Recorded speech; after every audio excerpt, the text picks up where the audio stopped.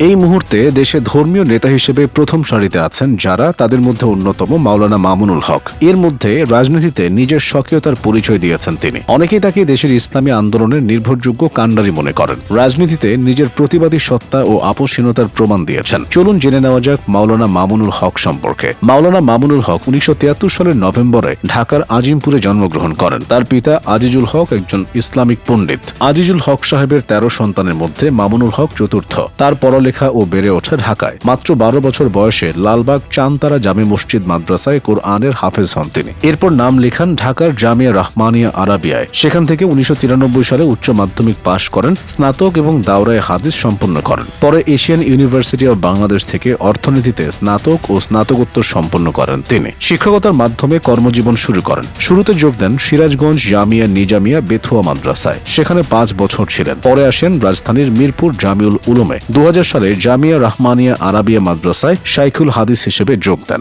মাহাদু তারবিয়াতুল ইসলামিয়া নামে একটি উচ্চতর ইসলামী শিক্ষা, গবেষণা ও প্রশিক্ষণ প্রতিষ্ঠান রয়েছে তার। তিনি খতিব হিসেবে দায়িত্ব পালন করেছেন বাইতুল মামুর জামে মসজিদে। পাশাপাশি খণ্ডকালীন শিক্ষক হিসেবে শিক্ষাদান করেছেন এশিয়ান ইউনিভার্সিটি অব বাংলাদেশে। রাজনীতিবিদ ও ইসলামী বক্তা হিসেবে মাওলানা মামুনুল হকের এক বর্ণাঢ্য ক্যারিয়ার রয়েছে। দুই মাধ্যমেই তিনি বেশ জনপ্রিয়। তবে দেশব্যাপী পরিচিতিটা তার আসে রাজনীতির মাধ্যমে। মাঠের রাজনীতিতে সক্রিয় থাকার কারণে সহ্য করতে হয়েছে জেল জুলুম।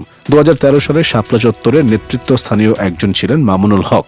ওই আন্দোলনে গুরুত্বপূর্ণ ভূমিকা ছিল তার। এর খেসারতও দিতে হয়েছে। 5 ও 6 মে ঢাকার শাপলা চত্বরে অনুষ্ঠিত হেফাজতে আন্দোলনের নেতৃত্বের কারণে গ্রেফতার করা হয় তাকে। জেলে থাকাকালীন কারাগার থেকে বলছে নামে একটি বইও লিখেন মামুনুল হক। বিগত 16 বছর স্বস্তিতে মুক্ত হাওয়ায় নিঃশ্বাস নিতে পারেননি মামুনুল হক। জেল জীবন যেন ছিল তার জন্য আবশ্যক। 2018 সালে জাতীয় নির্বাচনের দুদিন আগে ফের তাকে গ্রেফতারের অভিযোগ ওঠে। হেফাজতে ইসলামের কেন্দ্রীয় নেতাদের একজন ছিলেন তিনি। 2020 সালের 10 অক্টোবর খেলাফতে ইসলামের মহাসচিব এবং 15 নভেম্বর হেফাজতে ইসলামের যুগ্ম মহাসচিব নির্বাচিত হন তিনি। ওই বছরই 26 ডিসেম্বর হেফাজতে ইসলামের ঢাকা মহানগরের মহাসচিবের ভার দেওয়া হয় তাকে। বহুমুখী প্রতিভার অধিকারী মাওলানা মামুনুল হক একাধারে রাজনীতিবিদ, ইসলামী বক্তা এবং লেখক তিনি। বাজারে রয়েছে তার প্রকাশিত 10টি বই। পাশাপাশি সম্পাদনা করেছেন 4টি বই। তিনি জনপ্রিয় ইসলামিক ম্যাগাজিন মাসিক রহমান ও পয়গম্বরের সম্পাদক। পাশাপাশি বিভিন্ন পত্রিকায় কলামও লিখেছেন। একই সঙ্গে ইসলামী বক্তা ও রাজনীতিবিদ হিসেবে মামুনুল হক বেশ দাপুটে। রাজনীতির মাঠে তার প্রতিবাদী কণ্ঠস্বরের সঙ্গে অনেকেই পরিচিত।